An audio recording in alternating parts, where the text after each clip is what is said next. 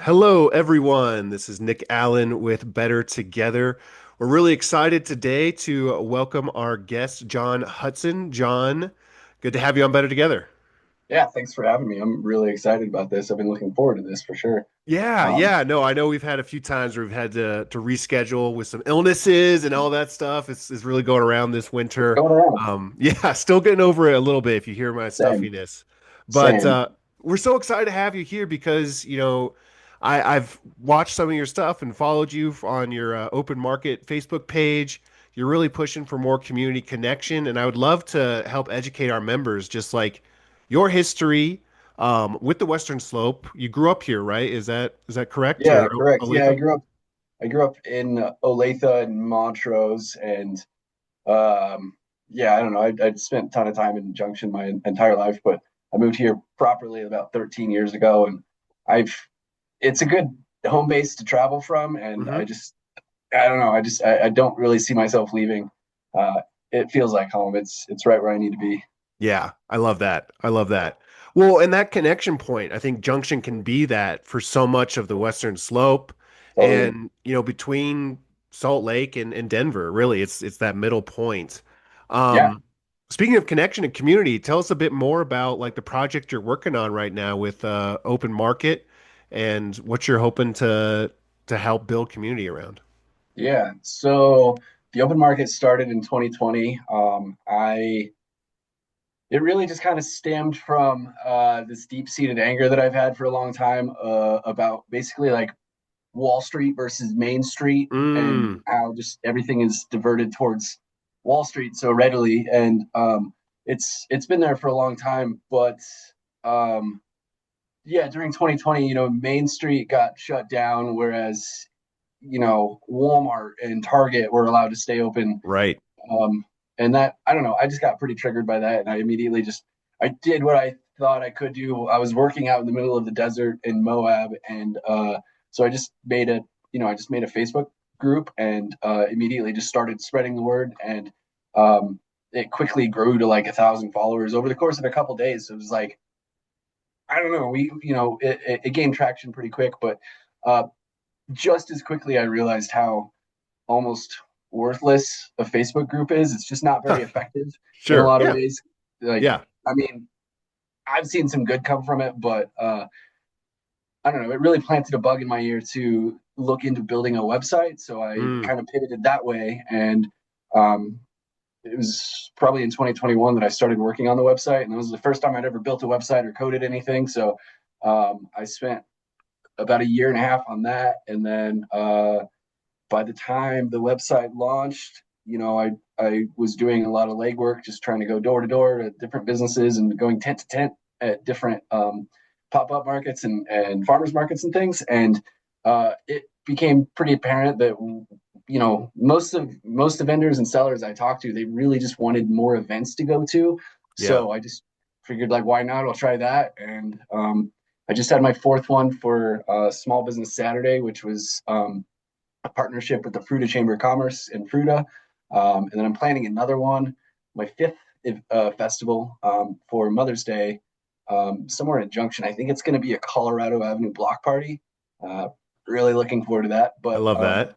yeah, after the festivals, you know, I went through this phase where I kept trying to like tell my grandfather about how all this works because he's a businessman, Hmm. but he Hmm. just doesn't understand the internet at all. So he just like kind of made fun of me for it. And he's like, why don't you do something useful like making a magazine? So I was like, Mm.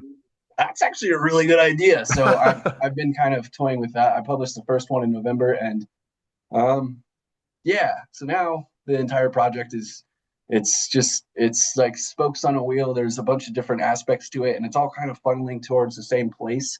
And in my mind, like I've got capacity for it, and I'm constantly kind of shifting around for how to make the best use of my time. So it's I don't know, it's an evolving thing, but ultimately it's trying to build more connections within the Grand Valley and the Western Slope through local shopping. Because I think, whether you're just going downtown to go shop at your favorite store or you're going to a farmer's market, like there's just, there's a lot of connection that happens there. And the fact that anytime you spend a dollar locally, I think it's like 64% of that dollar ends up staying within the community. Hmm. Or sorry, it's like $1.64 compared to like $1.14 when you shop at a big box store. Like we're just hemorrhaging money whenever we shop at Starbucks or Walmart or any of the big box names. Which I don't know. They kind of a lot of these places are established. They're helping people pay the bills, and Right. it's kind of a double-edged sword. Like I don't really want to see them leave because it would really damage a lot of people's livelihood. But I think we all owe it to ourselves and our neighbors to just think more conscientiously about how we're spending, every dollar. I think it goes a long way.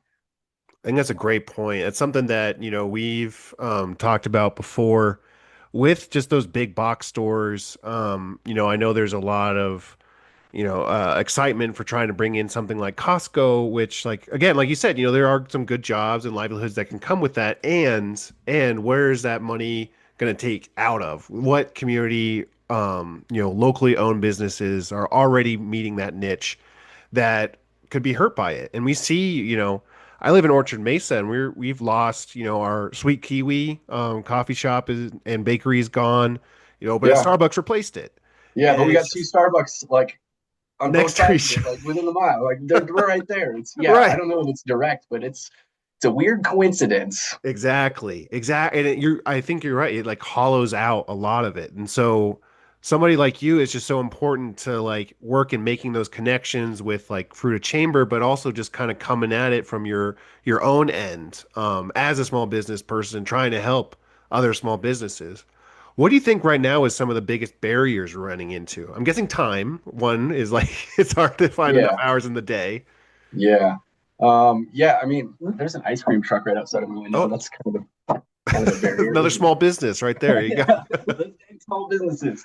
Uh, yeah, I mean, as far as barriers, it's like, yeah, time, like everything I'm doing costs money and I'm not making money. So like Sure. I need to spend a ton of time at work just making sure that this machine that I'm working on, the system is, it's kind of like a permaculture garden. Like I gotta keep feeding the system and there's a lot of inputs and several outputs, but like it just doesn't happen if I'm not like working. Hmm. So that's a big one. I need to um constantly trying to figure out the timing issue, but I don't know. I as much as I want to complain about that, I feel like that's something that I take stride in. I do pretty well with that. But Yeah, as totally. far as constraints, it's like sometimes just marketing is hard. Like it's Hmm. hard to like reach out to people and not as a marketer, because that's what I am. I never thought I'd say that, but as a marketer, it's hard.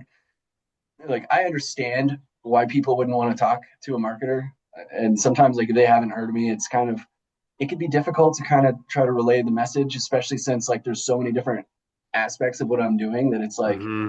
um, it turns into word salad pretty quick. So, on a personal note, my biggest barrier is just like distilling down exactly how it Mm. all is. So it almost just works better if you just run into it by example and see it as an example at some point instead of me doing outreach.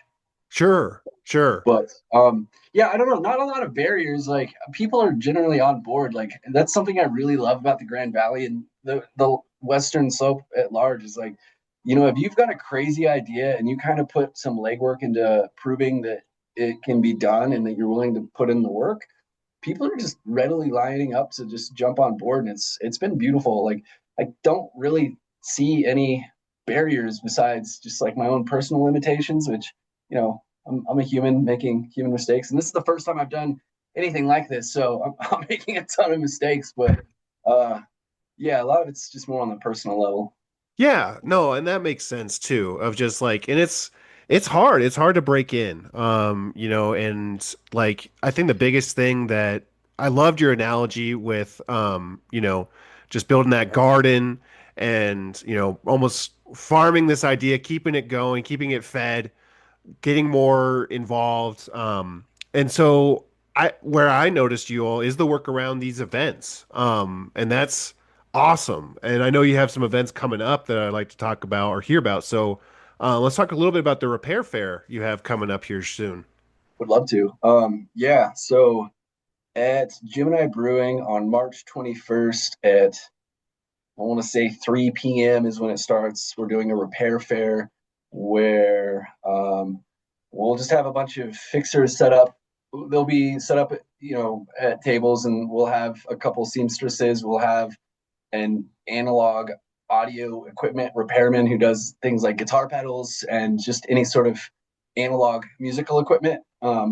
And we'll have one or two woodworkers. I'm talking to a metal worker. There's a couple people that I've been talking to that repair appliances and things. Hmm. So a lot of these folks, they'll only be able to do like consultations, like the metal worker, for example. Sure. But I don't know. I think it'd just be good incentive to get people together. So yeah, doing that March 21st, and then I'm also planning on doing that again in May. I'm teaming up with another secret event coordinator who I Ooh. cannot mention at this point, but Okay. really looking forward to this merger on ideas that we're kind of collaborating on at this point. But yeah, the repair fair, definitely looking forward to that one. And then I've been talking to all the businesses I can on Colorado Avenue about doing like a Colorado Avenue block party for Mother's Day weekend. So Mother's Day is May 10th, Sunday. The event would be May 9th. And yeah, basically just kind of stealing the idea from Porchella because that is like an incredible event, Mm. but I'm kind of just distilling it down to just one or two blocks on Colorado Avenue and having a sidewalk sale and some musicians posted up.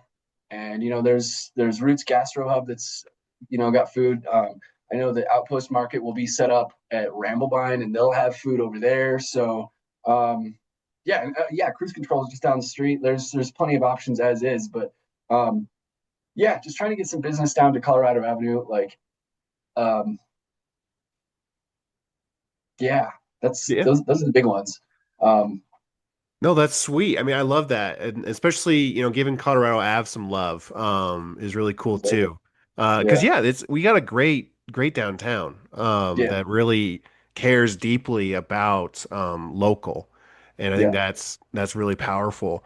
Going back a little bit, you mentioned like kind of a trigger point almost of just like during the pandemic, seeing more Wall Street being taken care of than Main Street. Tell me a bit more about that divide that you've noticed and like what do you think can be helpful for communities to really push back on that?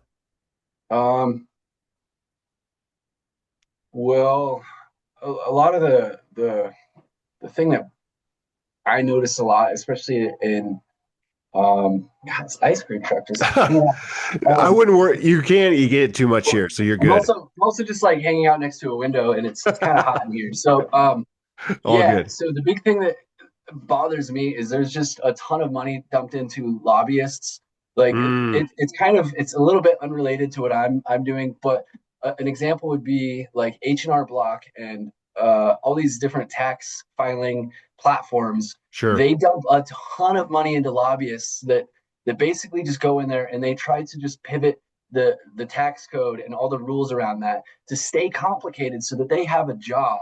And Hmm. I don't know. That should be something that people could do. Like we should be empowered to be able to do our own taxes without needing to go and pay half of it to H&R Block or whatever. Sure. Right. But that happens at every scale. Like Walmart's got a ton of lobbyists. Amazon is like plugged into the government pretty well. Hmm. All across the board, that is happening at the federal level. Like, I mean, we've all seen the meme where it shows like politicians with their sponsors on their lapels or Yeah, whatever. right. It Racing shows like jackets. Congress with like sponsorship posters everywhere. Like that's what we're living in. That's what it is. So, yeah, that in itself has bothered me for a very long time. Like, um, it's definitely driven me to be more locally focused, more indie focused, and just more like ethically like thinking about how I'm consuming, and even like on a personal like spiritual level, like that Mm, is it turns into like a black hole pretty quickly if you're not just like kind of being conscientious about how you're divvying out the smaller bills, whether it's money or just your energy, hmm. basically. But um, the big thing that I've been pondering is I have um, I've been sober for 3.5 years, but before that, I went through like 15 or so years of just all sorts of addictions, whether it was Mm, booze or meth or cocaine or ecstasy or just you name it. I was on it, and I was probably a repeat visitor to it. sure. But in my sobriety, as I've kind of like chiseled down away at all of those things and gotten rid of them, like there's still this core thing of like me being an addict, and I see it Mm, popping up with shopping. I see it popping up with consumerism and just like distracting ourselves with social media. So I think the big thing that we could do for our community in a lot of ways is just be like, we need to water our own grass. You know, we need to take care of our side of the street. We need to have like accountability for what we're doing and just ask ourselves, like, do we really need all these subscriptions? Like, is it mm, really serving me to just distract ourselves all the time? Is it really, is it really helping me to just have Amazon like a couple clicks away so we can just like spend half of our paycheck on stuff we do not need? Um, right. yeah, there's a lot of that. And I think just like food's a big one. Like so much of the food we eat is shipped from across the globe, and or maybe it was like made in South America and then it was shipped over to Hmm. like Asia, and then it was shipped over to America, and like we say it's healthy because it's Mandarin oranges, but like just down the Mm, road we're growing peaches and cherries and apples, everything. Um, right. I don't know. I think just kind of pivoting to just see like what is more available in our backyard, because there's a ton of options. Like just go to any farmer's market and there's a ton of options. Like sometimes it's a little bit more expensive, but on top of just being more like on top of being like a good neighbor just by supporting your neighbors who are putting their heart and soul into what they're doing, like the things that your neighbors are doing with like chicken farming and Hmm. ranches with cattle and any sort of local farming, as long as it's not like a monocrop, it is Hmm. improving the soil structure, which improves the entire landscape. It keeps our rivers intact. It keeps our bugs and our everything that eats the bugs intact. It keeps it improves the entire ecosystem. But on top of that, I mean, global warming is a big one. Like, Right. do you want something shipped across the entire world, or do you want something that's your neighbor's growing? Like, it's right there. You're helping Hmm. your neighbors. Um, I had something there, but I lost it. But I don't know, just being more mindful of like the couple of dollars we spend. Oh, I remember now. So it does cost extra. Yes, absolutely, it costs Sure. extra. But I don't think it should be this easy to go to the store and just buy bananas whenever. Right. That Yeah. It like doesn't make that's sense. very well documented. Like there's I'm gonna try not to curse here. There's just like there's it's there's so much slavery going on in the world that like Mm, we can hmm. avoid that if we just kind of get a little bit more mindful about where we're spending our money, and it doesn't need to be local. Like there's a ton of indie options. There's like I don't know.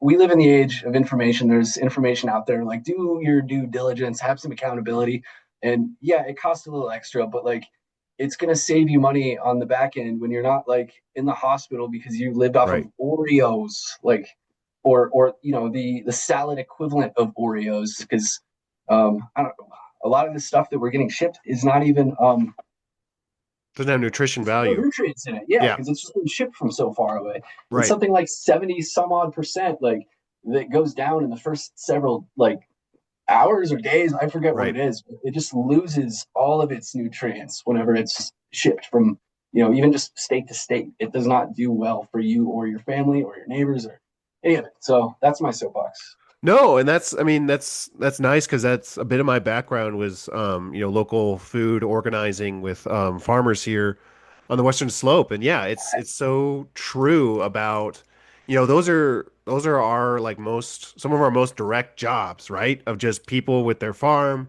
working and planting and harvesting, Totally. and then selling at the markets and really just and they care so deeply about the community, they care so deeply about the land. I think of groups like Green Junction and Field to Fork and out in Fruta, we have Hit the Hay Ranch and like things like that are really just like so community driven and have to combat against all the forces that you've laid out and just from the price points and that difficulty. But I think you hit the nail on the head right there is just you pay for it now, you pay for it later. And with the amount of nutritional value that you get from a cabbage from down the road that will fill you up and you'll be good with just like, a quarter cabbage versus a whole one for your family because Hmm. it just doesn't have any heft to it at all. Totally. It's empty So calories. yeah, empty calorie. Yeah, exactly. And we're getting less and less healthy, and our communities are getting deteriorated because of that. I think one quote that I liked from a farmer when we were talking about the example again of Costco is like, that building doesn't grow anything. It doesn't make anything. It just sells stuff. We can't just have a whole valley that just sells stuff without making things. Totally. And we're starting to hollow out more and more of our agriculture and our manufacturing is so tough. um, so you mentioned education being a big portion of that, trying to get individuals to be more aware of what's going on. What do you think? Because this is kind of, this is a political show and we deal with local politics. How do you think that can play? How can you think Mesa County or, Grand Junction, Fruita, the town of Palisade, what can they do to better support local businesses, you think? Or I the think state of just, Colorado? yeah, I mean, I think just making it easier for Mm, small businesses to go and do their thing without needing to jump through all the hoops. Like, I know that I don't know the ins and outs of it, but like, whenever a business comes in from, whenever a corporation lands here, like they get tax incentives for being here yes. and they could leave anytime. So they just like, they make money off of being here. They kind of, they milk the area and then they leave. Hmm. I don't know. There needs to be some sort of restructuring to like make, people that are actually putting the work into like supporting the communities, like just, it needs to be easier. It's so, I just hear a lot of, I don't want to say complaints because it's not complaints. People are just worried. They want to be able to Sure. put food on the table. They want to support their families while they're supporting their neighbors, while they're like just following their heart. Like it's hard. And it's hard enough as is. Like so just it should I just wish it was easier because all across the board, like we can't really control tariffs, but Right.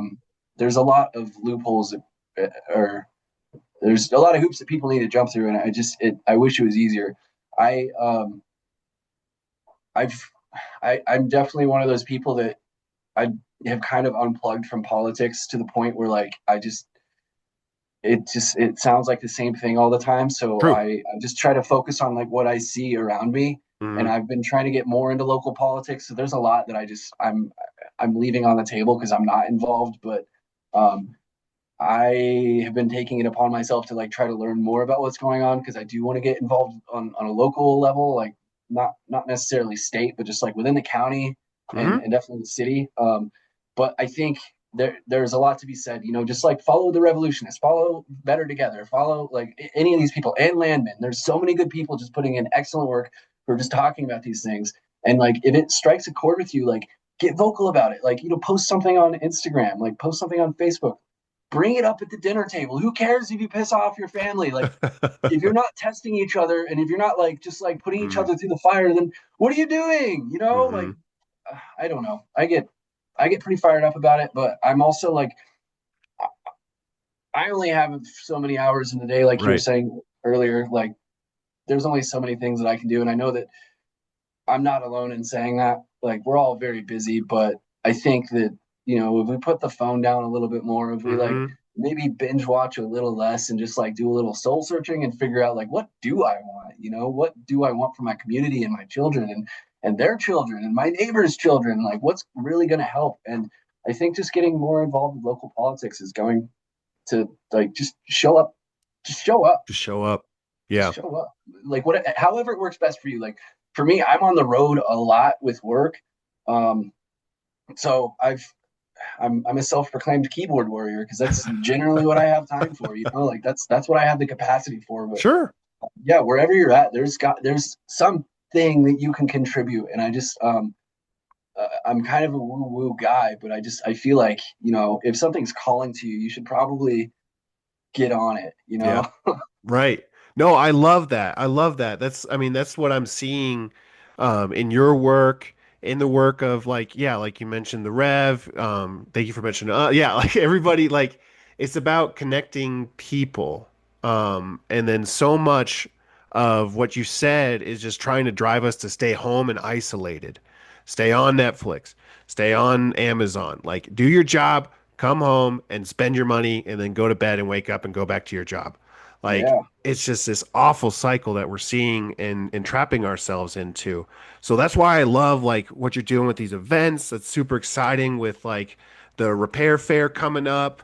And then, the block party, that's cool. I'm really excited to hear about this Mother's Day event. Like once we get the full release on it, like that's awesome. That's where people can connect and like everything is politics. I think it's such a absolutely. it's such a dirty word, but I think it's people being collective and expressing their collective action to better support their community. And I think what you said, and I really try and drive home with people, is exactly right. When we're looking to say, oh, we're gonna, take all these incentives for this big company to come in, what aren't you giving the people that are already here, that are already employing, that are already donating to, I've done a lot of nonprofit work, and the small businesses are the one that donate. Boom, here's a gift card, here's a bag of coffee, Totally. here's a They're new the ones bike. sponsoring all the sports teams. Like, Exactly, you never exactly. see Walmart up on, like, I mean, you No, don't want to see Walmart up at a billboard at at a baseball stadium, but like right. you don't see it. Like, you No, just see local company. That it's nothing but local companies. So right, uh, right. Because it's they just there. say, here's a form to fill out, like, and we'll send it back to corporate, and maybe corporate will look at it in a couple, years, Doesn't right? go So, anywhere. Yeah. or they're just gonna Yeah. ignore it. Yeah. So, yeah, you're such on a great track, and I love that. Appreciate Um, that. Go ahead as we wrap up here. Just let folks know how we can connect back to you, keep up with some of these events that you have going on, and yeah, learn more about open market. Yeah. Well, yeah, the website is theopenmarket.co. You could just Google open market West Slope or Grand Junction or Montrose or Paonia and I'll pop up. Uh, but I would recommend DuckDuckGo. Cool, But rock on. Yeah. yeah. Yeah, and I'm very active on probably too active on social media on Instagram and Facebook. Um, yeah. So I feel like it's pretty easy to find what the open market is doing, but I, there's as far as Grand Junction is concerned, I would definitely look into the Outpost market. They're constantly doing like very regularly. They're doing amazing work with their pop up markets. Um, yeah, just follow like just Google farmers market in your area. No matter where you're at, Mm-hmm. there's going to be something. Definitely jump on board with the Rev. And yeah, I don't know, No, just you're right on. show. Yeah, I wish I Yeah. was better at these. No, you're great. That's great. You hit all the main points. And yeah, we'll continue to share your info too on Better Together. Thank you. We just really appreciate people that, put in such effort for their community. So thank you again, John, for coming on today. For sure. Yeah, I appreciate you having me here. I've been really yeah, been looking forward to this. Good. Good. Well, we'll have you back on again too. I want to kind of review some of how these events went for sure. Yeah, for sure. All right. Take it Cool. easy. Thanks, guys. Thanks for watching, and don't forget to like and subscribe. Special thank you to our Patreon members. We are 100% community funded, and your support goes a long way. You can become a member at patreon.com/bettertogether, and we have several options and perks, so check it out.